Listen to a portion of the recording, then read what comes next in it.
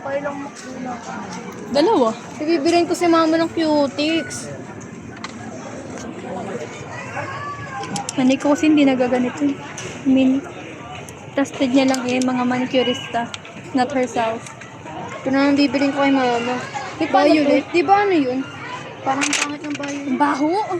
Ay, ang bango. Ewan. Ito na lang kaya. Gusto niya kasi yung mga gantong color. Di maghanap ka pa. Ay, wala gago. Ito. Ay, wag may glitters. Kaya. Ay, na naman yung gusto kong ano. 25. Kukurin ko na sa singit yun. Ito na ang bibirin ko. Bilan mo rin siya nito. Ganyan na kami. Adi, ano, ganito. Ganito rin kayo. Ito. Kaya ang tawag dito yung knock. 3 finger vice.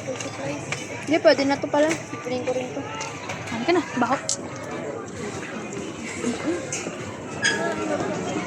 Mamaya mo na bilhin.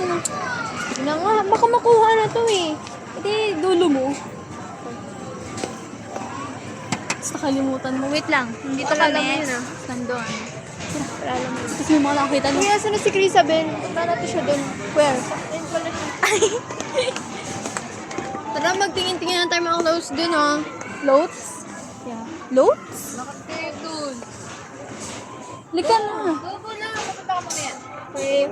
Ano ba yan? Pag nandun siya, nandito ka. Pag nandito ka, nandun siya. Ha? Oo, eh. Hindi, mali.